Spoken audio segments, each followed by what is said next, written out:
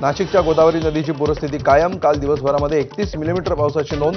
गंगापूरसह जवळपास 12 धरणांमधून पाण्याचा विसर्ग. गोदावरी नदी आजही दुथडी भरून वाहते.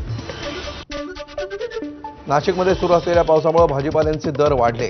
नाशिकच्या बाजार समितीमध्ये फक्त 30% भाजीपाल्याची आवक. यामुळे भाज्यांच्या दरामध्ये प्रति किलो 50 ते 60 रुपयांनी वाढ. नाशिकच्या दुगारवाडी धबधब्याजवळ अडकलेल्या 15 ते 20 पर्यटकांचा व्हिडिओ समोर. पर्यटकांचं आकर्षण असलेल्या दुगारवाडी धबधब्यावर अडकलेल्या मुलांना रेस्क्यू करतानाचा थरार व्हिडिओमध्ये. नाशिकच्या नांदूर मध्यमेश्वर धरणातून 43,882 क्युसेक विसर्ग. नाशिक जिल्ह्यामध्ये गेल्या 2 दिवसांपासून सुरू असणाऱ्या पावसामुळे विसर्ग वाढला. नाशिकच्या दिंडोरी तालुक्यामध्ये मुसळधार पाऊस. तालुक्यातील 6 धरणांची पाणी पातळी झपाट्यानं वाढल्यामुळे पुणेगाव धरण 75% भरलं. धरणातून उनंदा नदीमध्ये 100 क्युसेक पाण्याचा विसर्ग.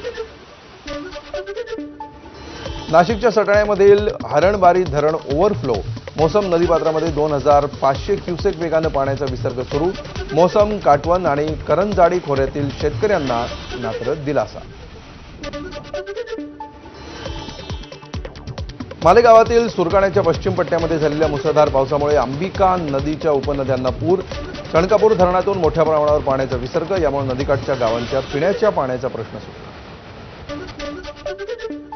अकोले तालुक्यातील रंधा धबधब्यामध्ये तरुण पडला. सुदैवानं दरीत कोसळण्याआधीच हा तरुण पोहत काठावर पोहोचल्यामुळे बचावला. दरम्यान तरुणाची ओळख अद्याप अस्पष्ट. नाशिकच्या इगतपुरीमध्ये जोरदार पाऊस. शहरातील वसंत पवार नगर परिसरामध्ये नागरिकांच्या घरात शिरलं पावसाचं पाणी.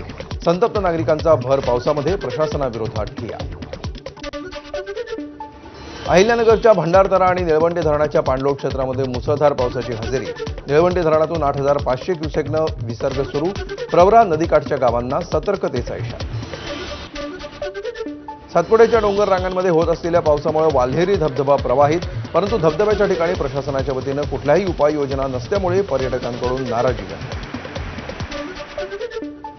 कोल्हापूरमध्ये 2 दिवसांपासून पावसाची विश्रांती. यामुळे पंचगंगा नदीबरोबरच जिल्ह्यातील इतर नद्यांची पाणी पातळी स्थिर. सध्या पंचगंगा नदीची पातळी 31 फुटांवर. कोल्हापूर जिल्ह्यातील राधानगरी धरण 80% भरलं. धरणाच्या स्वयंचलित दरवाजापर्यंत पोहोचलं पाणी. राधानगरी धरणातून 3,100 क्युसेकनं पाण्याचा विसर्ग. भोगावती नदीपात्रामध्ये सुरू. उजनी धरणाची पाणी पातळी 85%वर. आषाढी सोहळ्यामध्ये महापुराचा धोका नको म्हणून प्रशासनानं उजनीतून पाणी सोडणं बंद केलं. दरम्यान पाणी पातळीमध्ये वाढ झाल्यामुळे उजनी धरणातून पाण्याचा विसर्ग सुरू. पुण्यातील खडकवासला धरण साखळी क्षेत्रामध्ये जोरदार पाऊस. धरणातनं 4,000 क्युसेक पाण्याचा विसर्ग सुरू. खडकवासला, वरसगाव, पानशेत आणि टेमघर या 4 धरणांमध्ये एकूण 66% पाणी झालं.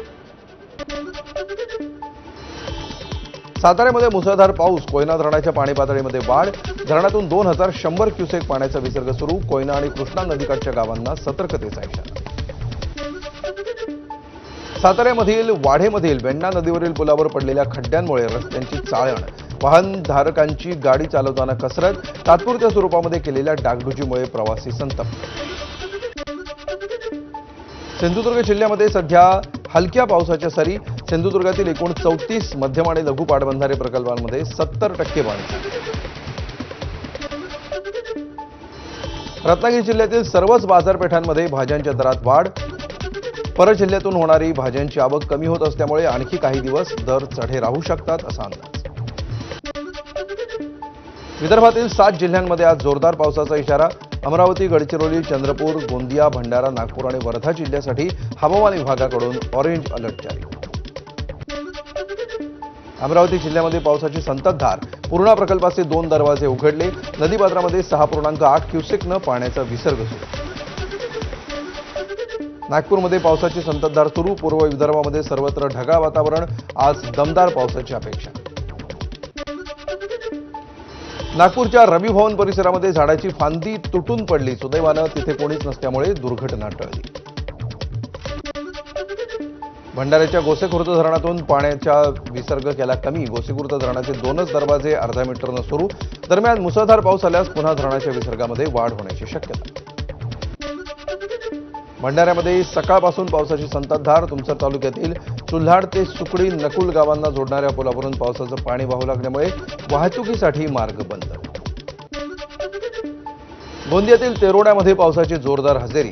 टिळक वॉर्ड परिसरातील सखल भागामध्ये साचलं पाणी.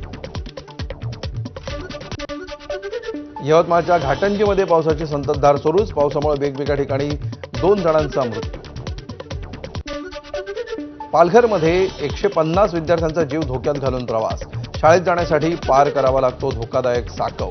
विक्रमगड तालुक्यातल्या घाणेघर गावच्या मुलांची रोज कसरत.